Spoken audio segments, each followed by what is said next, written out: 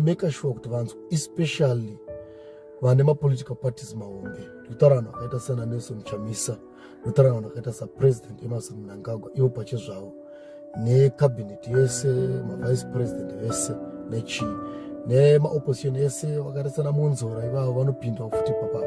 Ndoda kuti kana vachikwanisa kunzwa mashoko anochataura panapa nenguva pfupi vamanzwe kuti vagone kunzwisisa, because handisi kuda situation yekuti vanotitungamirira vanozosvika palevel yekutadza kunyatsonzwisisa zvatichitsanangura sevana veZimbabwe. Vanhu vozodzamara vakuisa mashoko pamuromo pedu vakushandurudza zvinhu. Ende ndoda kuti President Emerson Mnangagwa, Advocate Nelson CHAMISA, Douglas MWONZORA, Thokozani Kupe, any political leader that I can talk about here, I want them to clearly understand that we love them and we love the nation of Zimbabwe. But tichivada kudaro tinowana mata kuti dai Mwari avaitira zvakanaka, dai Mwari avagonesa, dai Mwari avasumudzira. It is our prayer kuti dai denga rapindira ragona kubatsira vanhu. Handidika? Sorry for the disturbance. Kuti dai denga rapindira ragona kubatsira vanhu, ragona kubatsira leaders edu, because leaders edu ari kuda guidance, and the guidance yavari kuda right now haisi guidance yevanhu vari kuda kuraramisa matumbo avo, because guidance yevanhu vari kuda kuraramisa matumbo avo kana kuti guidance ine vanhu vane zvavari kuteya muhurumende yeZimbabwe, guidance iyo inovaurayisa. Nyatsondidzwai, and I want you to know kuti inini I'm a person asingamboyi kwamuri achitaura out of jealous or out of anything, but I have a very strong desire yekuti dai Mwari vabatsira maleaders edu, dai Mwari vabatsira maleaders edu, from President Emerson Mnangagwa, vachivengo General Chiyongwa, wese maleaders kusvika kumaopposition, vana Advocate Nelson CHAMISA, vana Tendai Biti, vese vana Thokozani Kupe, vana Douglas MWONZORA, dai Mwari avabatsira. Ndo panongori nyaya yangu inini. Isaka ndichizviti mufundisi wevanhu. I am not a political activist. I am not affiliated to any political party. I love the nation of Zimbabwe. I love whatever that is there. But chokwadi chinenge chingori chokwadi chokuti zvinhu zvinosaumira zvakanaka paground. I strongly believe kuti hakuna munhu anogona kuzviramba. Even the government agrees with me kuti things are not well in the nation of Zimbabwe. Inflation is rising, the economy is not good. But zvese izvozvo zvinoda kuti zvipawane kwesolution. But the solution haiuye manje nevanhu vanenge vaine zvavanenge vachiteya. Advice inopiwa kuna president kana kuti inopiwa kumutungamiriri, to a political leader, inobva kumunhu angadai ari muprofita anenge aine chigaro chaakateya, aine yaari kuteya kuseri kuku. Advice iyoyo inourayisa. Pakumanaka nyatsondinzwai, handisi muprofita muhombe, ndiringori mufundisi muduku zvangu, asi torina kana nebasa rese. But mashoko angu aya, vari kutungamirira nyika nevari kurana nyika vakasamarangarira mashoko aya, vakasamabata, in fact vacharangarira mashoko aya. The good part is that internet never forgets. We put every video yezvataurwa naMwari on YouTube, and internet never forget. Ndatsokorora mashoko aya. Political leaders ese mashoko anchataura panapa mukasaabata zvakananyisa uye mukasaatedzera mucharangarira. Ndine prophecy yandakapa kuti power is changing hands. Ichasvika nguva yemaprofits kuti vatange kupindira nekuita take over. Mashoko aya mabatisisei, number 1. Number 2, munofana kungwarira vafundisi vane machechi akura nevafundisi vanoremekedzwa mukati menyika yeZimbabwe. Nevafundisi vese maprophets ese are very popular ane power. Government ngainge iri very careful because of those people. Because zvinhu tu zvakatosiyana kupa advice inobatsira vanhu vari kutambudzika nekupa advice inobenefita ari kuadvisa, zvinhu tu zvakasiyana. Madiga Santa Baya. Ndiri kutaura ndakazara nesimba ramweya mutsvene panapa. Ndadikaenditsekurira kare. Government nemapolitical leaders anofana kuchenjerera maprophets nevafundisi. Maadvice avanogona kuwana kana kuti influence yavanogona kuwana kuvatungamiriri vemachechi vane simba, handidika, ine zvinhu tu zvakatosiyana. Maadvice avanogona kuwana anogona kuva maadvice anogona kubatsira vana veZimbabwe uye nekubatsira ivo mapolitical leaders, kana zvakare kuva maadvice anogona kuvaurayisa. Why? Because anenge achizona kuzonobenefita ivo vanenge vapa advice. Saka pane advice inobenefita koita advice inobenefita aadvisor. Ndaprofita ipapapa. Cheka ndichikupai shoko munyatsonzwisa nditsanangurizvo ndikutsanangura panapa. Saka vese mapolitical leaders make sure kuti vavhura bhaibheri pana 1 Kings chapter 22. Ndoda kuti muverenge the whole issue yakaitika panapa in the chapter 22. Kubva kuna president chako ngavaiverenge chapter. Tova pana president vese mapolitical leaders ngavaverenge chapter. Advocate neso CHAMISA Morgan Komichi Monzora Mudzuri Tokozano Kupete David ngavaverenge chapter ndo yanapiwa naMwari yese yakadaro. Ndichangobata zviduku zvandichada kuti ndibate. Bhaibheri rinotsanangura nyaya iyi yotaura kuti Jehoshaphat king akavhizitira Ahabhu ndokubva vamakurukota ataura nyaya yakashamisa yekuti kosei Ramothi Gileadi isi kudzoserwa kwatiri. Ando masona manje ichadzoka rini sezvo takadi takawina takadominata. Ando masona manje tichaenda rini paRamothi Gileadi apapo. Saka ndobva Ahabhu stretcher that question kuna Jehoshaphat akati, Jehoshaphat, are you ready to go with me to fight with me so that we can claim this Ramoth? And it Jehoshaphat akati ndakagadzirira hondo yakagadzira tese, we are ready, but hatigone kuti tiende kana tisina kuta consult the Lord. Saka zvoda kuti mapolitical leaders anofana kunzwisisa kuti hazvisi zvinhu zvese zvavanofana kujambira vasati vakonsulta Mwari. But pane nyaya futi pakukonsulta Mwari pacho kuti pamuri kukonsulta Mwari muchaenda kumuprofita upi, the upi muprofita wamuchapinza pa issue yenyu yekukonsulta Mwari, because maprophets akawanda. Saka Jehoshaphat paanobvunza mubvunzo uyu Ahabhu anobva ati zvakanaka regai tinokonsulta Mwari. Pakatoita 400 prophets dzakanga dzitoripo dzekwaAhabhu ndobva dzakonsultwa dzese, ndobva dzataura zviri positive dzikati haiwa mambo zvinoita endai paRamothi munodi munorova munhu semunhu, you are going to win the battle. Andozvona, you are going to win the battle. Endai paRamothi Gileadi, you are going to win the battle. Maprofita 400 ese kubva kuna Zedekaya. Pane muprofita aipainzi Zedekaya, if I am not mistaken, munongoita muchidibatsirai kuZedekaya, the son of Chenana akanga aripo ipapa akaprofita akatogadzira nyanga dzeironi ndobva atoya nadzo akati zvanzi naMwari muchanotunga nekurova vanhu paRamothi papa zvakasimba, and you are going to win the battle. Zvaiprofita zvaka zviri positive ndokuti ndo zvaida kunzwikwa nani naAhabhu. Why? Because Ahabhu aida support ya Jehoshaphat. Saka pakaita prophecy yezviri positive, it simply means Jehoshaphat achasimba pakutenda release of maarmies ake kupinda mubattle. But Jehoshaphat anga akangwarira chirwani chekuti haasi munhu mambo wavaJudha waJehoshaphat haasi munhu anojambira pazvinhu asina kunzwa Mwari, anoda clarity. Saka Jehoshaphat maprofita ese 400 nana Zedekaya pavakaprofita akatosvika paakadhauta zvakare profesi akati Ahabhu hakuna here mumwe muprofita watogona kuti tikonsaute zvakare. Ahabhu akati aripo muprofita anonzi Mikaya, but muprofita uyu handimudi because ane problem yekuti anotaura zviri against inini. Karadia Santa Baya ane problem yekuti anoprofita zviri against inini. Uri kuona kushata kwaita nyika paZimbabwe kuti maprophets akaita sezvandakaita pana pekuti ndinogona kupa prophecy inenge iri negative. Tinogona kutotsvagwa nehurumende nekuisirwa ma-C10 paground kuti batai munhu imuvharire mutirongo kana kutomuuraya. Why? Because zvatiri kuprofita zvinenge zvichiita sekuti zviri against them, but zvinenge zvisiri against, but inenge riri inzwi raMwari. Saka problem inenge iripo ndeyekuti maleaders anotungamirira vanofana kugona kudifferentiate a negative prophecy kana kuti prophecy inobva kuna Mwari. A prophecy iri political yemunhu angouyo ari kuda kungoprofita kuti azikanwe neprophecy inenge ichibva muromo maMwari. Saka paita dambudziko rekuti maleaders edu haagoni kudifferentiate manje. Saka ndo zvafanana naAhabhu wekuti iye aritori mukurasika asingadiwe naMwari zvakare Ahabhu nekuda kwekuroora kwaakaita Jezebel.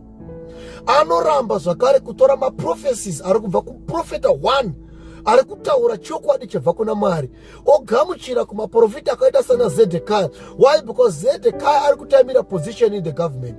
Zedekiah ari kutaimira mari in the government. Zedekiah ari kutaimira coverance in the government. Ane tsoro yaari kuda, ane zvaari kuda kuti pamberi apo paachataura government inofanira kuti musapoti, zvaachada kuita government inofanira kuti sapoti. Ndosaka platform ichipiwa kugovernment uye pachiprofitwa zviri positive. Handiri kuona. Saka ndiri kuti nini mapolitical leaders vanofanira kuchenjerera. Why? Because imwe yachona inenge iri tsoro yaMwari, but vana Zedekiah vanenge vasingatozvizivi kuti vatotsauswa naMwari kuti vagone kumira vainfluence maleaders kuenda kunhu kunovakuvadzisa. Because chaidiwa kuachivhwa naMwari kufa kwaAhabhi. Handazvona. Why? Because Ahabhi waida kuteerera maprofita enhema. Saka Mwari vaibwekana nekuda kwezviito zvaAhabhi. Saka Mwari vaita kuti zvitori nani kana Ahabhi akateerera vanonyepa abva afa. Zvaitova nani. But Mwari handinganyanyi kuti waida kuti afe, but Mwari vaingoti kana achiteerera maprofita enhema anotaimira begi, vanotaimira maopportunities nevanotaimira mapositions, vachimupa maadvice enhema, kana zvizvo zvaanoteerera zvimaprofita zvenhema izvozvozvo, ngaafe. Saka hapana problem. Saka now uchaona kuti ukanoverenga chapter yachona yese iyoyi uchasvika paunoona kuti Mwari vanobva vatoti vari kudenga papava. Zvoonekwa naMikaya akupa chiprofita kuti aiwazvo, because Mikaya wakazonodaidzwawo, ragara kuti Mikaya akazodaidzwa. Bhaibheri roti maprofita ese akaprofita zvaprofitwa naZedekaya kuti enda unorwa neRamothi, you are going to win the battle. Handozvona manje. But Mikaya paari kuzonouya manje, because still Jehoshaphat anoti hakuna here mumwe zvikanzi aiwa Mikaya uya auya.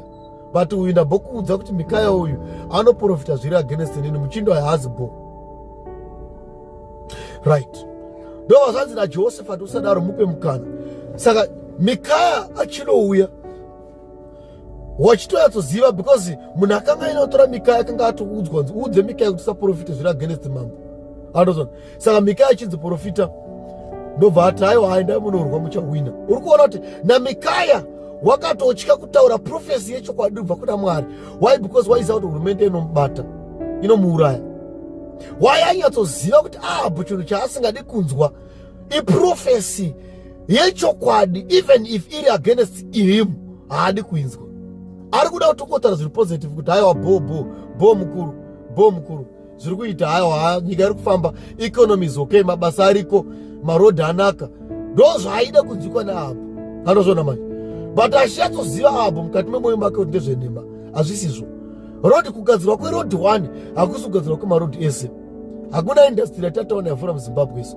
Hakuna zvipatara zvatataona zvastabilize. Masalaries, maticha achiri kutochema kusatostrike, kutya kuti vanobatwa vodzingwa mabasa vobva vatenderwa mukati matirongo. Mapurisa chaiwo kusatostrike kutotya kuti basa rinopera. Masoja chaiwo kusatostrike kutya kuti basa rinopera. This zvandiri kutaura panapa izvizvi munonyatsozviziva imi vakuru, zviri pachena zvinoonekwa nemunhu wese. Because kana mwana weZimbabwe anogona ngosumukawo zvake from somewhere akangochema paindaneti kuti ndine nzara, handina chibaga, handina upfu, handina chinhu, anogona kutobatwa nzwa zvitaurirei kuti hauna chinhu, otourawo. Handozvona manje. Kana kutovharirwa mutirungu, anokiriyetirwa nyaya kana kutsvagirwa history yake yenyaya dzakare dzotanga kuvhundunyurwa, obatwa nenyaya idzodzo kuti avharirwe mutirungu. Why? Because achema kuti ane nzara. Zvinozikanwa muZimbabwe, zvinozikanwa nemunhu wese. But chiona manje nyaya iri kuitika, Mikaya wainyatsoziva ndikangotaura chete ndakutobatwa. Saka Bhaibheri ndobva rataura chitiro Mikaya then achiziva zvese izvozvozvo, Mikaya anobva ati aiwa mambo, endai munorwa neRamothi muchawina.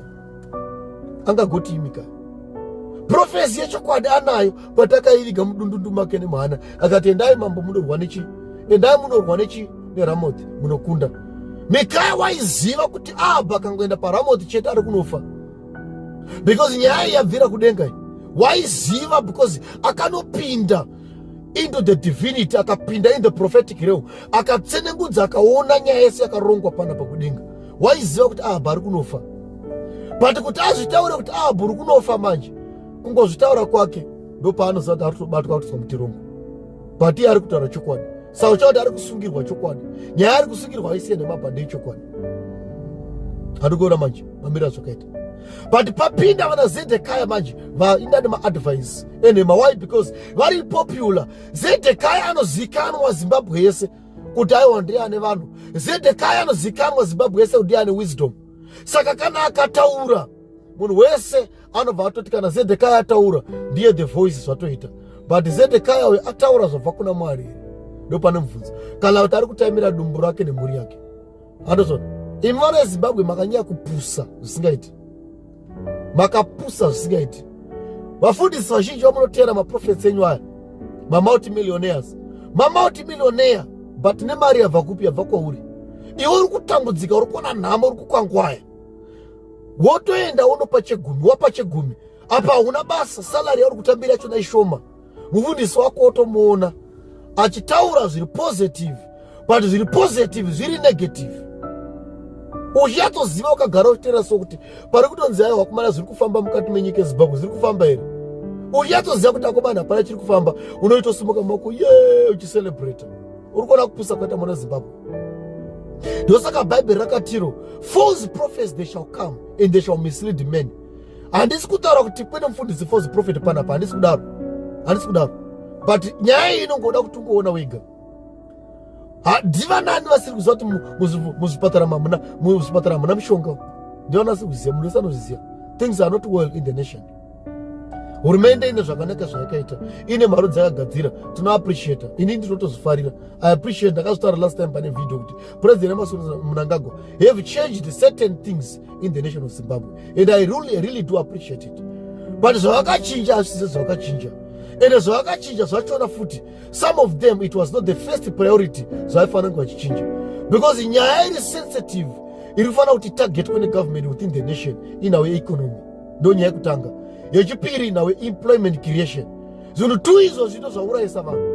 Tine vanhu vari kufa nenzira dzakasiyana vari maZimbabwes, vamwe vari kufa outside of the country. Why? Because muZimbabwe hamuna basa, vanoenda kunze kwenyika kutsvaka basa. Why? Because in their country there is no job. Uri kuona nyacho? Uri nyacho? Saka zvinhu tu izvi zvova zvigadziriswa, economy inofanira kustabiliziwa. Number 1. Number 2, employment creation. Saka inocreatwa seemployment. Ngavadzose varungu vakanga vaine maindastry vaya, vadzoke vavhure maindastry. Ngavatange kubika sipo ngadzibikwe muZimbabwe, safe ngaibikwe muZimbabwe, mafuta ngaabikwe muZimbabwe, maindastry ose aigara achibuda paTV achiadvertise aya tichikura ngaadzoke avhure muZimbabwe. Maindastries aya aemploya vanhu vakawandisa stereki. There was a lot of employment creation in the time of the past. Patime even yaMugabe old times around kuma 1989 2000 2001. Takakura shona maadvert ane musoro. TV channel yedu ZBCI yainakidza kuona time iyoyo. But yes, zvinosirisa. Everything is being imported. Hatina chatirikugadzira chedu. Chero dovi charo Zimbabwe yakuda kusvika palevel yekuti totoimpota dovi. I strongly believe kuti madovi mazhinji ari muZimbabwe masitoro anotoimpota kubva South Africa. Nedovi chero takutoimpota. Rekutofanira kurima nzungu totokwira. Handikuzona. Saka uri kunyatsoona kuti hapana employment creation. Economy haingagone kunaka. Saka hurumende inofanira kuziva kuti pane zvinhu zvokuti kana vakuda kugadzisa munyika vanofanira kutanga nazvo. Kune zvinhu zvekupedzisira nazvo uye kune zvinhu zvekutanga nazvo. Handozona manje. Saka uri kuona manje yekuti Zedekiah ari kunyatsoziva kuti ari kutaimira dumbu. Ari nyaya yake ari kutaimira. Vanoona akutotaura zvake chiprofita chenhema. Mikaya atouyiwa aine chechokwadi because ari kutya. Handozona manje. Akati aiwa endai munhu waMwari munorova, endai munobvarura Ramoth Gilead. Iye achiziva zvake kuti hakuna, vakaenda ndivo vari kunobvarirwa vaAhabhu naJosephat. Handizona manje. Saka ndobva zvanzi naAhabhu, iye Josephat ndambokudza kuti muchinda anonzi Mikaya kana auya uyu anotaura zviri against me, hakuna imwe profesi yaanopa. Profesi yake chete iri against nini? Hakuna. Kamuchinda aka kanofanira kuti kabatwe maprofesis ako ari against nini? Batai munhu iyeyu. Handozona manje. But vaisaziva kuti it wasn't against. Handozona manje. Mikaya akati okay.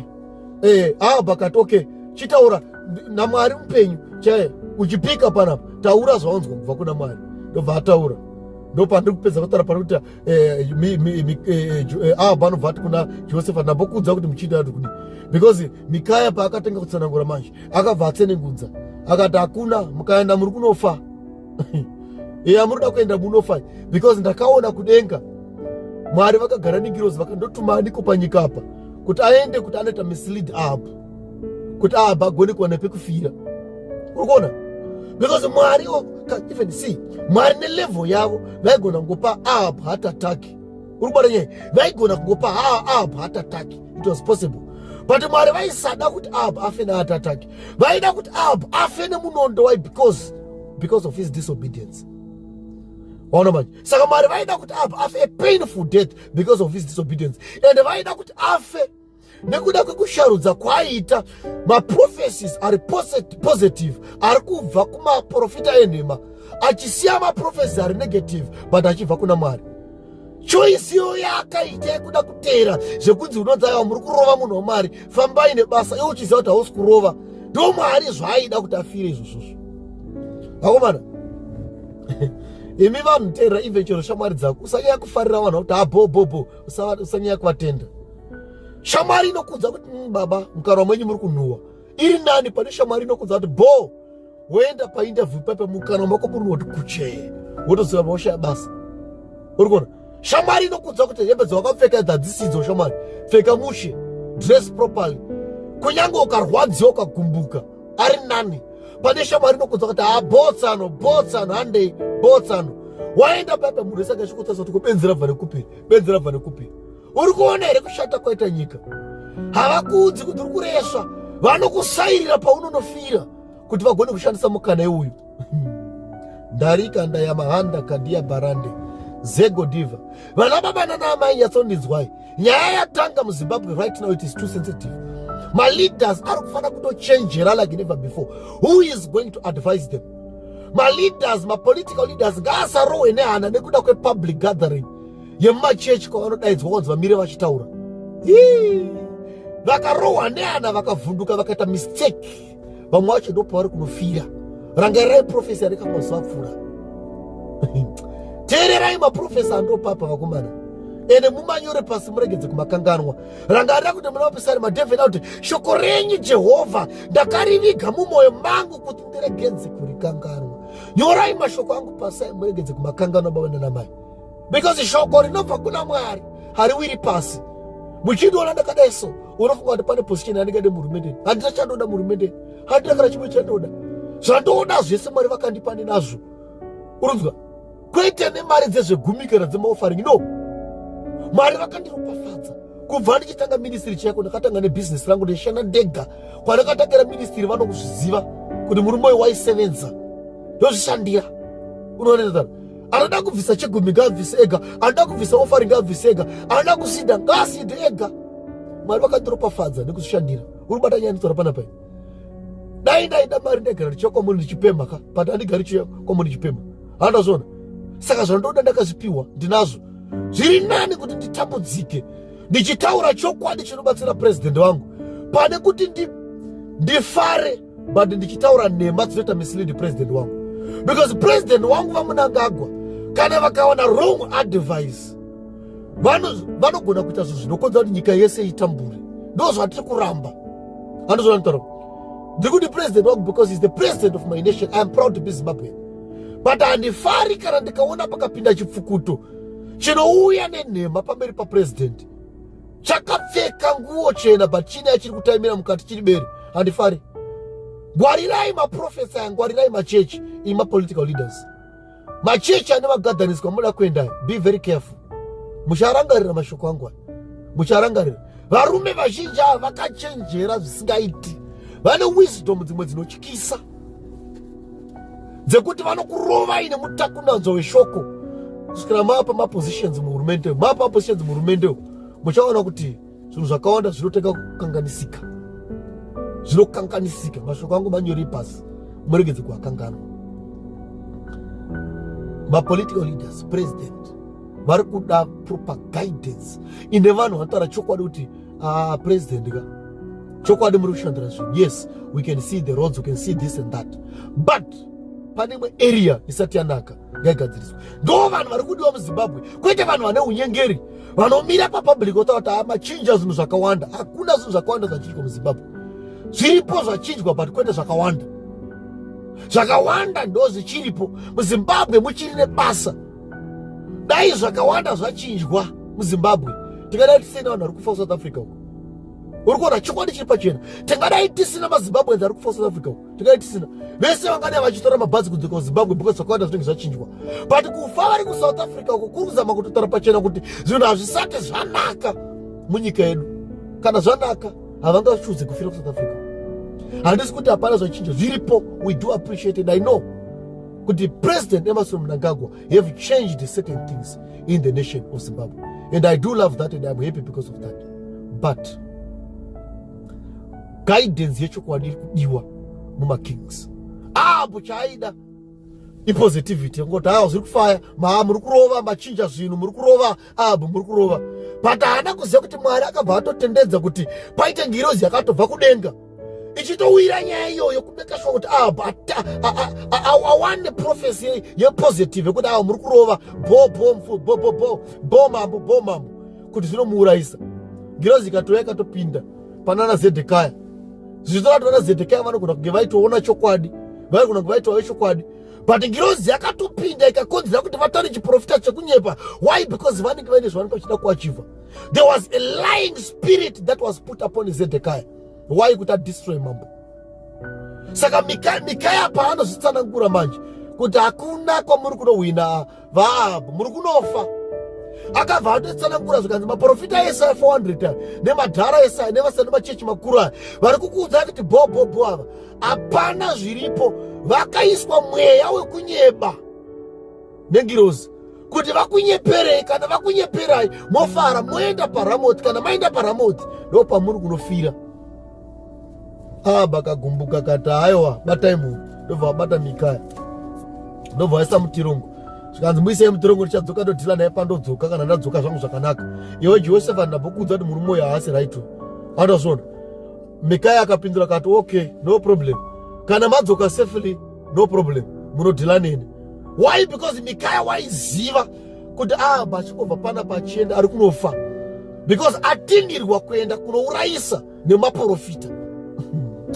Mazegro diva santa baladego Brazida kaladia manda bayahanda kadadia manda bayata na chemba baba yekumusuru kudenga. Dona matara nyika yeZimbabwe, dona matara mutungamiriri wenyika yeZimbabwe President Mnangagwa, ndinoanda matara nekabineti yavo nevatungamiriri vese kuti vagone kuvhurwa meso avo, vachenjerere vanyengeri nemaprofita ane zvavari kuteya within the government, vagone kuvhurwa meso avo. Mariko daya nanamata baba wedenga pacherechedze vhurai meso avo.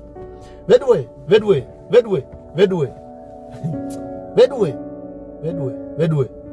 maprophecies munoona negative. Itaisa naEzekaya waitovo mambo anonzi naIsaiah uri kufa shamwari, zvanzi rongedza zvinhu zvako, pack your bags because you are going to die.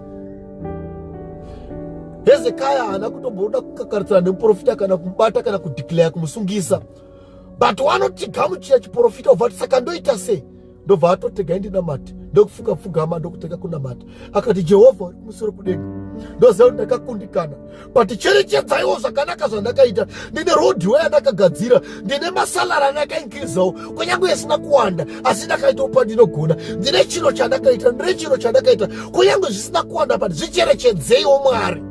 Ndobva Mwari vatonzwisisa humility yaHezekaya, vakati aiwa uyu mambo anodhiserva makore, ndobva vamupa 15 more years because of his faithfulness. But faithfulness yaHezekaya yauya. Why? Because paita muprofita wechikwadi ataura kuti uri kutofa shamwari, ndozvataurwa naMwari. Uri kuona? And haana kuwedzerwa makore 15 chatakavapiwa healing yeurwere hwanga ainawo. Baba ndinonamata nezita raJesu, heal the leaders of the nation. Sauri kuona zvichiitika panapa izvi, because betrayal yazara these days mumaprofita. Maprofita ndizwe mauya hoti, mauya makaipa, vamoita kuremekedzai zvakanyanyisa, but izvo zvamatanga izvi zvekuda kuleader the nation kumawere, siyanai nazvo. Taurai chokwadi pavanhu, musanyepere vanhu. Muchechi mune vanhu vanonyatsoziva kutoti vakomana panapa vanhu vakafa vachipfurwa nemasoja. Moda kutaura kuti zvinhu zvakachinja, zvinhu zvakanaka. Imi vakomanaka, kosei muri kuchinja chiedza kuchiita rima? Kosei muri kushandura chiedza kuchiita rima? Osei muri kuda kushandura chiedza kuchiita rima? Zedekiah nemaprofita kaya vaigona kunge vaitonzwa kuna Mwari zvechokwadi, kunyange vaiva vaAhabhu vaigona kunge vaitonzwa kuna Mwari zvechokwadi. Why? Because Mikaya paprofesi yake anoti ngirozi yakaburuka ikavapa mweya wokunyepa, vakanyepa. But ivo vaitonzwa kuna Mwari zvechokwadi. Ndosaka ndisiri kuadresa anybody chiti is a false prophet, no. But ndiri kuti leadership inofanira kungwarira maprofesa. Akomanaka mashoko angu aya ndosaka tichimaisa paYouTube. Nyorai pasi muregedze kukangarwa. David anotaura kudaro. Nyorai mashoko angu muregedze kukangarwa. Because listen, government kuti ive successful government inoda guidance inobva kumunhu anotaura chokwadi, kwete anonyepa. Rangarirai nyaya yaJerobhoamu yandakaparidza mazuva apera. Nyaya yaJerobhoamu naRehobhoamu. Chakanourayisa Rehobhoamu chii? Wakapiwa advice nevanhu vakanga vakanaka, anozvo nevamwe vaitonzwa Mwari, vakati Rehobhoamu iyi nyaya yaroda kuita isiyana nayo, handizvo yekuda kuramba vachikwidza mitengo matax nechi siyana nayo iyi, dzikisira vanhu zvinhu, rerutsira zvinhu vanhu, handizvona manje. Rehobhoamu ndobva aenda kushamwari yake anga ari pedyo zvikadzi, saka iwo unoti kudii? Hazvireva kuti Rehobhoamu waisaziva chokwadi, waisaziva zvakanaka, waiziva. But chiona manje shamwari zvainoita, because yaiziva kuti kana tikangutaura inini achatera zvachataura, ende paachatera ndo pari kunofira. Ndobva shamwari yacho ati haiwa vaudze kuti chigumwe chababa vangu chakanga chitori chiduku. Handichazivi statement ndakataura ipapo, ndakaritaura last time paYouTube, namba iripo message yachona. Zvaizama kutsanangura zvekuti zvaitwa nababa vangu zvishoma pane zvandinoda kuita inini. I'm going to bring on the West. I'm going to bring down the West upon your lives. And izvozvo manje ndozvakaita kuti afe Jeroboamu ndobva apinda zvake pachigaro. Uri kuona zvinoita mama strategies political leaders amene kuti munomboitawo sei sometimes. Mama strategies amunoita amune muchifunga kuti ndo anokuita kuti mupinde machena, ndo anokuurayisai. Teererai zvatogaritsa paYouTube apa izvi. Never look down maprofesi atokupa panapa. Because isusu tiri mamwe maprofesi, especially inini, not isusu. Inini, I'm one of the prophets asina any hidden agenda in the nation of Zimbabwe. Andina political party andotara ndoita, andina vanhu vanogona kuzvimirira vese. I know them all. Ndotara navo vese vamwe vachona. But andina political party andotiti ndo yangu. Andina. Chandoda inini is not a political party, but it is the healing of the nation. Ndochandodai. Kuti nyika ingonaka so, muzvipatara muite mishonga, mapurisa awane masalari zakanaka, maticha awane masalari zakanaka, masoja awane masalari zakanaka, vanhu vawane mabasa, maindustry avhure. Ndozvandikutaura nezvazvo, economy stabilize. Ndozvandoda chete. Ina hangu personally. Andina kana political party andoda. Why I am respecting President Mnangagwa? Because he's the president of my country. And I love him. Vakatirwira wondo vakatisunungura. Tinovada, tinovaremekedza. Baba vangu also was voting. So baba vangu havangafare vakanora disrespect Mnangagwa. No, havangafare. I respect him. Because there is a fact inotoripo yekuti vakatirwira hondo. Vakatorwa vakatotirwira hondo kutiketiri zvatiri nhasi. But hazvireve kuti ndofanira kushandisa mukana iwoyo kuchinyepa manje. Zvataurwa naMwari ngazvisvitswe kuvatungamiriri sezvazviri, zvisina kutapudzwa kana kuwedzerwa. Why? Because ndikadaro inini ndakutovaurayisa, ende ndogona kuzva ndazviurayisa inini wacho. Azvona manje zvitori nani dzimwe nguva chaiko ukatosungwa ukavharwa mutorongo but wataura chokwadi. Zvitori nani Mikaya akasungwa but wataura chokwadi. Ende chokwadi changu ndichandikutora panapa kuti imatungamiriri enyika, ngwarirai maprofesi enyaya vane pawa nevane simba. Handizvo muri kuvapa zvigaro, toda kuona zvichachinja. Vanogona kutanga kushandisa mari dzavo ivo kuinvesta muZimbabwe, but kuona mainvestors matsva asiri ivo anouya enhoroondo vana baba nana mai. Unogadzikwa paposition uri muprofita, wotanga kutosenzesa mari yako yokuinvesta iwewe ndiwo watova investor. Handikuzona hatidi iwewe kuti uve investor because iwewe toda kuti unge uri mwana weZimbabwe anobenefita from my investments anofanira kunge achiuya outside of the country. But because wapiwa position you have become the key investor. Asata wana kuannounce kwa katika mama investors that are in Zimbabwe. Nina investment one endeka ngone yakaitwa na profit betenju. Yewo tena yavari kuvaka. Yakaita iye ega. The mama investments are separate from that. Akaunzwa ne profit. Hakuna. Haubati, haulume. Apa salary nege chipiwa munhu. Marirefu. Diplomatic passport. Mufana ngwarira ma profit. Vamwachani kakateya ma diplomatic passports zvese zvinokuita kuti vange vari safe. Unoza? Zvinokuita kuti vari safe kuti vakwanise kupinda paana kupinda nyika yavanoda kupinda safely. Zvinoda support yegovernment. Andozona mai. Saka imi leaders zingwarire. Munoda fungidzira kuti muri kuvashandisa pade muri kushandiswa.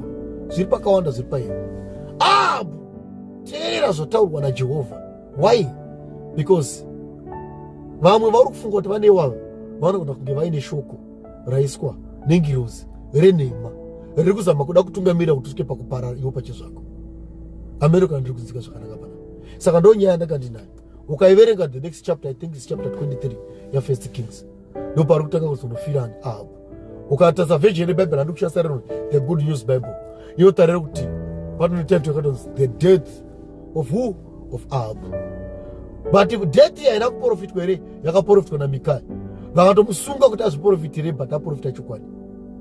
America ndiri kudzika zvakanaka. Saka inini hangu handidi kunyeperai. Please, musashandura mashoko angu. I love the nation of Zimbabwe. I love the president, Mnangagwa. I love all the opposition. Douglas Monza, I love him. Who is that? Komichi, I love him. Tokozani Kupe, I love him. I love Nelson CHAMISA. I love them all. Why? Because they are my citizens.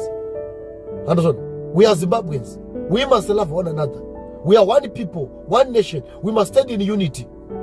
Chinoti unity achisa kunyepera mambo kuti muri zvakanaka iwo chisati zvakaipa. Iyo ndo unity isingabufi yakadiwa iyo. Yekuudza muri kuti jambira mu sea. Iwo chazoziva kuti hagoni kutuima. Uchiziva kuti pakadzika apo womuti jamba don't worry, jamba unobuda. Munhu anojamba obva afiramo. That's being evil. Understand? Saka inini ndo zvandiri kurebuka, zvandiri kuramba. And ndiri kuti the nation of Zimbabwe must be united and must stand for the truth, must stand for the righteousness, must stand for the change, and must make sure kuti dai vanhu vaziva chokwadi. Vatungamiriri vedu vanofanira kuziva chokwadi. Kuti aiwa kune vamwe vakagara zviri bho, but kune vamwe vari kufa nenzara. They need to know that. Kuti kana vachinge vaziva vatibatsira, voita reach out to us. Kana vachitipa chikafu votipa chikafu. Kana vachitsvagira mabasa votsvagira mabasa. Kana vachigadzirisa zviro vogadzirisa zviro. Because kana vatungamiriri vedu vakasaziva chokwadi havagoni kugadzirisa zviro. Because chovataza kuziva chokwadi nyaya yevaprofita anenge akukwestana kuti aiwa zvinhu zviri bho. Iyo nyaya ndirati kuramba iyo. Mwana weZimbabwe wese ari kanditeera anofanira kuti urambe. I know kuti unoona uchibhilivha mufundisi wako wanonge uchibhilivha. I know kuti unoona uchitenda mufundisi wako wanonge uchitenda. Andozona manje.